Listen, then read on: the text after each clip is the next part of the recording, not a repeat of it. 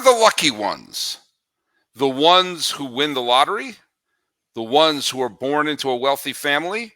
Or the teams that play in the American League Central and want to have a shot to make it to the postseason? You are Locked On MLB. Your daily MLB podcast. Part of the Locked On Podcast Network. Your team every day.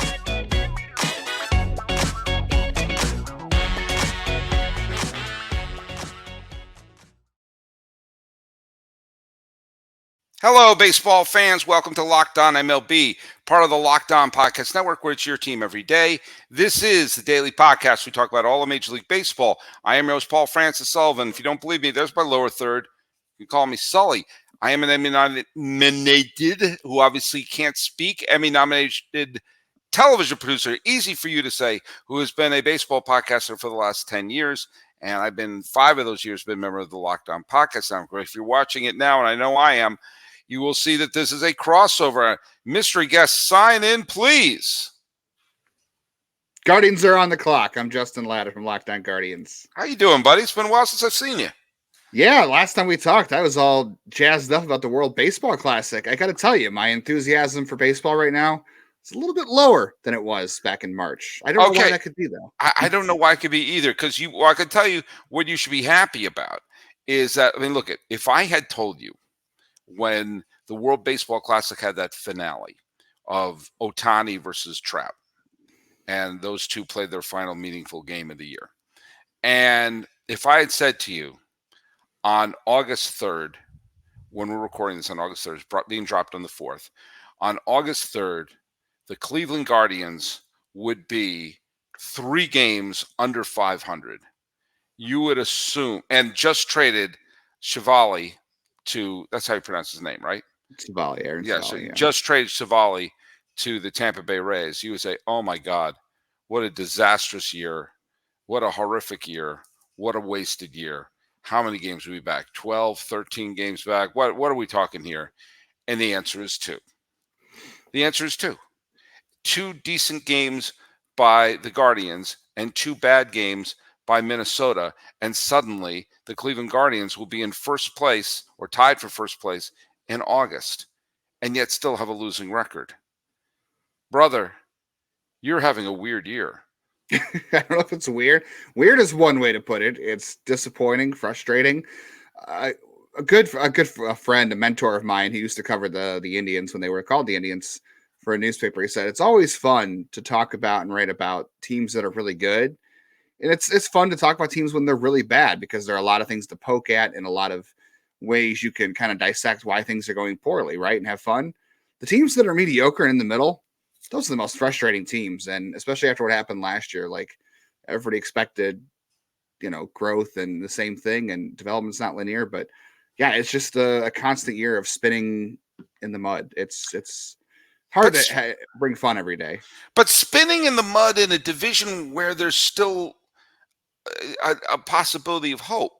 And this is a weird situation. This is why one of the reasons I'd love to talk to you, because, the Cleveland, and I'm just going to refer to them as Cleveland because I was always a proponent for them changing the name. But that being said, I still constantly call them the wrong name. But so if I call them Cleveland, no one can get on my case. Cleveland is going to be playing the Chicago White Sox. Clevenger is going to be pitching. Allen's going to be for Chicago. I had to remember, wait, no, he's not with Cleveland anymore. And Allen is pitching for Cleveland right now. You could still have, this is what makes this year so strange. They're kind of in a rebuild. And the young first baseman they got in the trade with Tampa is an excellent young first base prospect. And they didn't trade away Bieber because his injury got in the way. Yeah. But they won't trade him away this year because he's, they won't pay him through waivers. But there's still, there's still an outside possibility that they could leapfrog the 2 games over Minnesota. We remember what happened last year, when last year was a logjam between Cleveland, Minnesota, and kind of Chicago. And then Cleveland had one great month and wound up winning the division and getting almost to the ALCS. There's still an odd bit of hope, and I think this is a weird year in that, yeah, they could still make the playoffs and rebuild at the same time. This has been the Guardians Cleveland's MO for a while. So 16, 17, and 18, they were in clear let's go for it mode. They made the Andrew Miller trade. They made the Jay Bruce trade. Encarnacion, they brought in. They signed Encarnacion. Yeah, that was clear. Let's go for this mode. And since then, they have been in this awkward, should we or should we not? So they never really actually rebuild. They're rebuilding in pieces.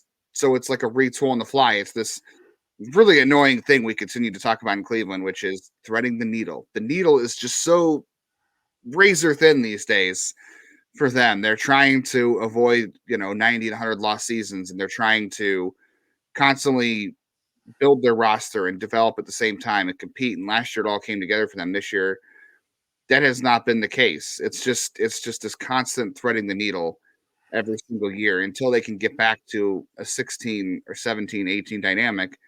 And they just haven't gotten there since those days. And they continue to make these decisions to move on from pitchers. Like, they've done a good job getting out from Corey Kluber before things got really bad. Mike Clevenger has had his moments. I mean, geez, he just shut them down last week at Chicago. Carlos Carrasco hasn't been the same since he left. They've done a good job of doing that. We'll see what happens there in Savali.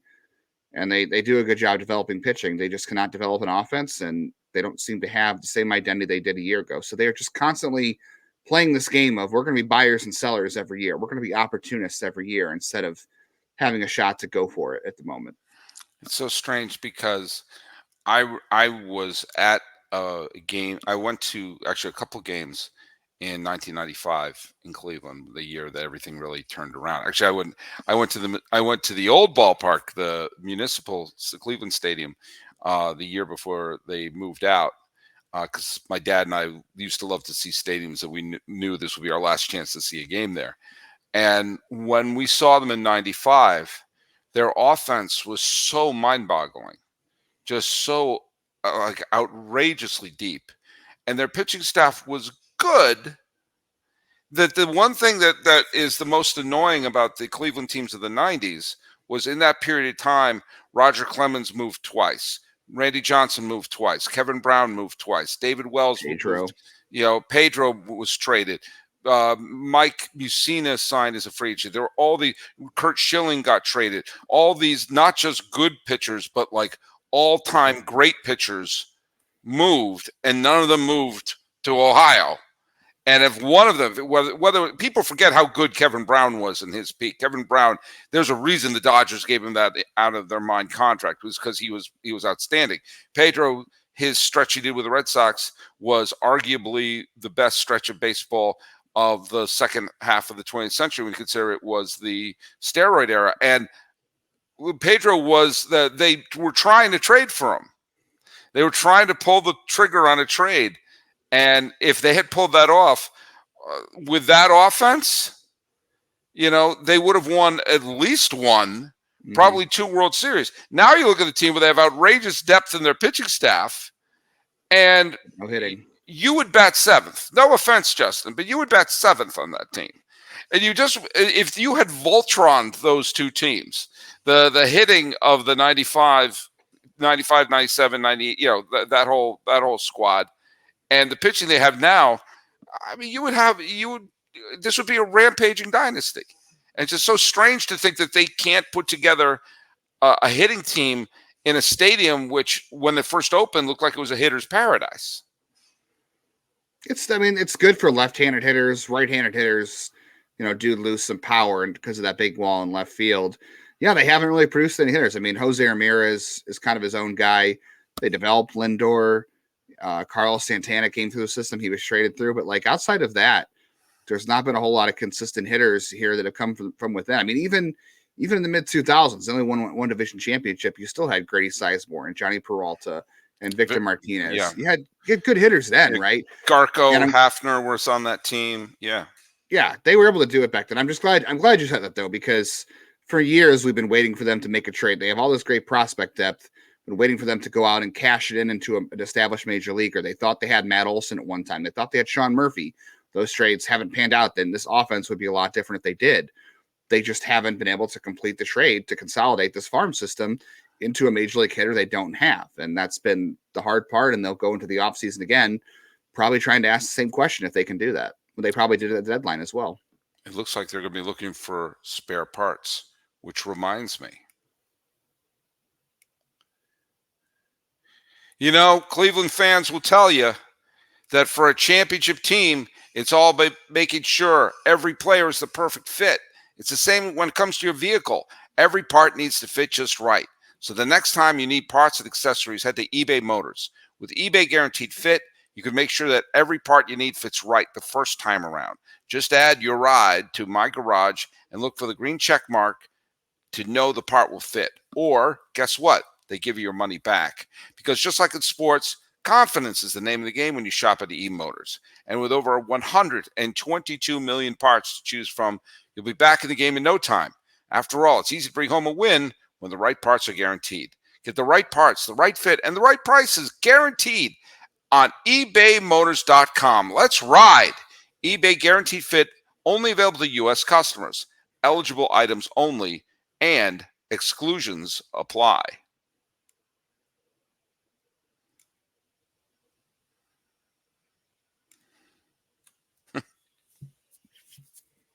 Bumper happy here at Locked On MLB. Let's talk a little bit, though. They're going head-to-head with Minnesota.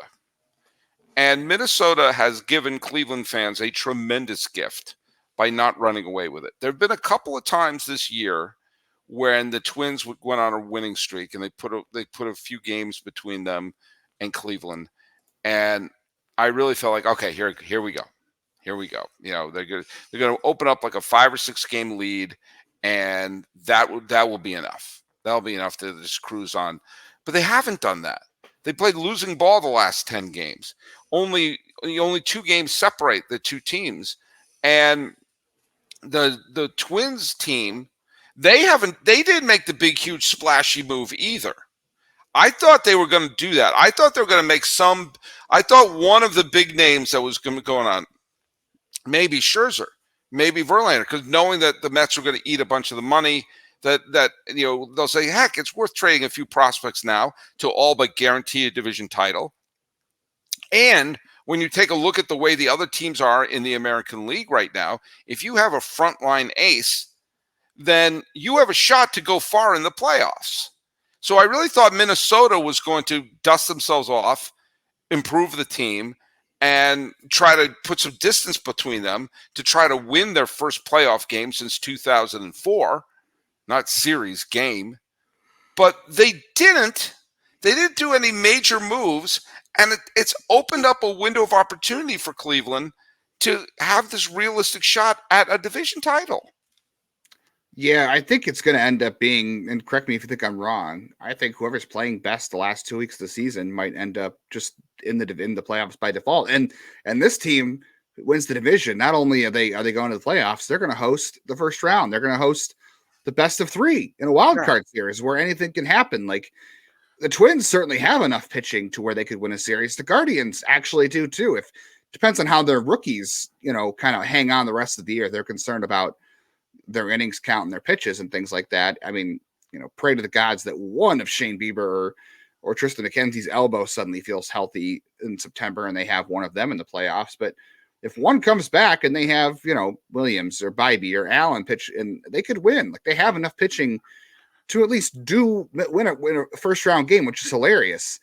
I really expected the Twins to go for it because I think they've got a good farm system. And, everything that happened this offseason with the Carlos Correa debacle, they still signed him. Yeah. You went out and you added Joey Gallo, you added Christian Vasquez, who hasn't been great, but you've got a bunch of guys in this team that you've already paid money to. Might as well just go for it and see what you can do. I know Joe Ryan's hurt now. He was placed in the injured list with whiplash after yesterday's beating, but I'm surprised they didn't go for it. So now it's kind of like a 2-man potato sack race. Everyone's blindfolded, and whoever trips over the ribbon is going to be the winner. I think in that, I love it when people quote Shakespeare like that. But it's the thing that should make Cleveland fans feel like, wait a minute, just wait a minute. Before we write this season off, you made the great point that even if they finish 81-81 or 82-80 or whatever, because of division play, they will not only be in the first wild card series, they'll host it, and they would have the lowest seed in the wild card, which right now would be Toronto, who is a good team, and they have some good pitchers, but they're flawed. We've seen all year that they're a flawed team, and they can go into deep slumps. It could be the Red Sox, the Red Sox are, to me, the definition of a mediocre team, and it's coming from a native New Englander. Could it be the Angels? Probably not. Could it be the Yankees? Probably not. It's going to be a very flawed team that the AL Central will be playing, and either Minnesota or Cleveland will be in the playoffs. It's not going to be Detroit. It's not going to be Chicago. Despite all the home runs that Bobby Witt Jr. is hitting, it's not going to be Kansas City. And so because Minnesota can pitch, because Cleveland can pitch, and because whoever is coming in the third wild card position is going to be so intensely flawed, and the other wild card series is going to be the loser of whoever comes up short between Baltimore and Tampa, and whoever comes up short between Texas and Houston. So that'll be a barn burner. But the other one's going to be a mediocre AL Central team versus a mediocre team that's just limping into the postseason. The Central has a chance to win. If the Central were playing Houston or Tampa or Baltimore or Houston or Texas, they would get thumped. They would get thumped before you can say Sal Butera. But because they're going to be playing a mediocre team, they could actually say, we could make it to the division series. What does that say about how the playoffs are set up and how the market is going right now for trades? That none of these teams went out and made a significant addition. What does that say about the state of Major League Baseball that neither of these teams went out and made any sort of significant deal to have a chance to advance out of the first round? Cleveland and Minnesota were insanely cautious. I'm not saying trade your best player away. I'm not. But I'm saying and again, people who listen to my Everyday Sully listeners are going to be like, God, he's saying it again. But learn the lesson of the 2021 Atlanta Braves, who lost their whole GD outfield, including Ronald Acuna Jr. Did they go out and trade for Mike Trout? No. Did they go out and trade for Aaron Judge? No. They just made sure there was a major leaguer at every position. And it just so happened three of those major leaguers got hot in the postseason. Peterson was big home runs against Milwaukee. Rosario was the NLCS MVP. Soler was the World Series MVP. Oh, Rosario. But what? Oh, yeah. I'm sorry. I didn't mean to bring that up. Cleveland signed him that year. Yeah. Yeah. It didn't work out so well. But Braves said, make sure there's a major leaguer everywhere. That's what they did. And they didn't need 162 great games out of Jorge Soler. They needed him to be a good everyday player, and it just turns out he had a hot week against the Astros during the World Series. That's what Cleveland and Minnesota should have done, is no matter what position you were talking about, is there a legitimate major leaguer there? Yes, great. Let's move on. I mean, there's some decent, I do have to ask the deal with Los Angeles. When Cleveland traded away their starting shortstop to LA, and they traded Chevali to Tampa. So they were able to get some young players back, but was this trading for help me understand that as an outsider, what the hey was going on there? Rosario was mismanaged and, actively, I don't want to say actively hurting the team, but it's more of a look down the road. I mean, Rosario was not a good defensive shortstop. He was struggling to hit and was miscast in a role that wasn't good for him. As you can see now in LA, he's playing second base. He's only playing against left-handers. So what's he doing? He's playing well. The Guardians have better defensive shortstops. They've got, this is what I was talking about, all these prospects they have. They've got to figure out what they're doing with shortstop the next couple of years. They were not going to re-sign Rosario. They needed a warm body, and Noah Syndergaard happens to be a warm body to pitch right now because of their injuries.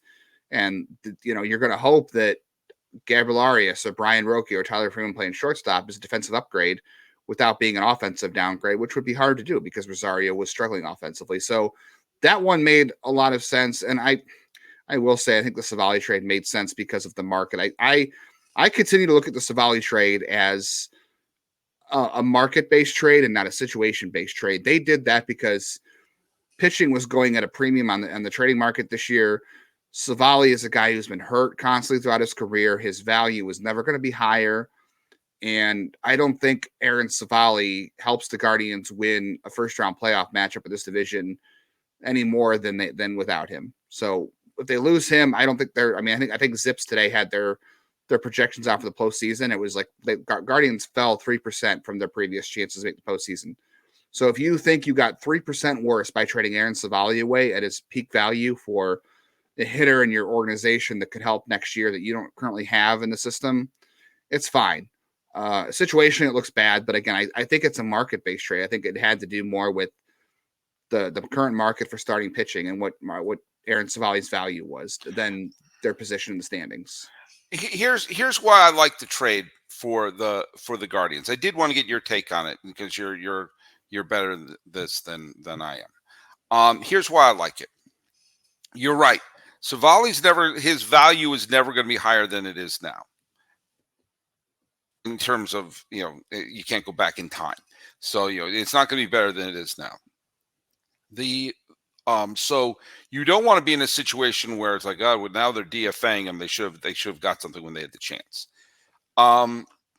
He's not going to be the difference, as fine a pitcher as he is. He's not the difference between winning going to the World Series or not going to the World Series. So, that works out fine. We were just saying this is a team that needs bats. This is a team that needs hitting. And Kyle Manzardo is a top, went into this year as a top 100 hitting prospect. And he had a spectacular year in 2021 between high A and double A. He's not been as strong this year in triple A Durham, but he's still, they acquired a player who could very well be their starting first baseman for the foreseeable future. And he has has a solid quality that I believe goes beyond the box score, which is why it's critical that Cleveland acquired him. And that is, he's a graduate of Washington State University, as is your friend Sully. And so go Cougs. You got a Washington State University guy. There you go. You need to have a Cougar on your team. Let's go Cougs. Let's bring it home. And he's just going to wind up hitting we're going to look back at this. He's going to be their Jeff Bagwell, their John Smoltz, their player who was stolen at the deadline.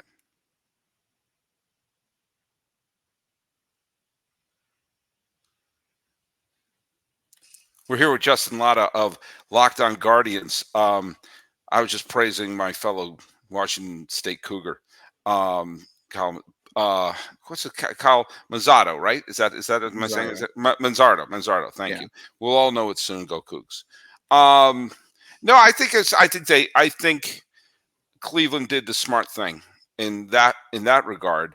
But I do think both Minnesota and Cleveland should have made. You could have got players who were going to be non-tendered. Players were just kind of a team being like, oh, at least we got something for them, to fill the roster up a little better than they did. That would make them a little stronger. But hey, play 3 games better than Minnesota and roll your dice against the worst wildcard team in the AL. I mean, it's within the realm of possibility. The Guardians finished the year against the Tigers. The Tigers are not good. Nope. They might get better next year. So if it comes down to that last series, it's like a 1 or 2 game difference. All you got to do is sweep the Tigers. You might be able to get in. I don't know. The Guardians do have a very brutal schedule the rest of this month. And I do think that some of the changes in the schedule is playing into this too, because let's be honest, the AL Central has been, this is not the first time they've been the JV division of baseball. They continue to be the JV division of baseball. Last year, it was not a great division. The Guardians beat up on the Royals. They beat up on the Tigers. Those two teams are both in like year 5 of, the rebuilds. They haven't sent I know the Royals won a playoff on the World Series in 2015. They've been pretty horrible since. The Tigers have been horrible since 2017. The White Sox made a couple playoff runs and nothing else. And the Twins, as you said, haven't won a playoff series since 2004. So playoff game, a playoff yeah, game. playoff game. So this is continually baseball's JV division. And the Guardians didn't have 19 games against the White Sox and the Royals and the Tigers to beef up on this year. I think that plays into it as well. I don't know how good the Twins. I think the Twins, I read somewhere, have the easiest schedule the rest of the way. The Guardians probably have the toughest, if not top 5. So that's what it's going to come down to. But I'll tell you, those are the famous last words. Yeah. The people say, and every year we step into the same GD bear trap. Like, oh, look at that. They got this game against the Rockies. This game, this. That's going to be easy. Oh, easy peasy. Did I mention lemon squeezy? And then inevitably, every year, there's one team that says, you know what, I'm sick of people circling us on the schedule. If we're supposed to lose, let's play loosey and goosey.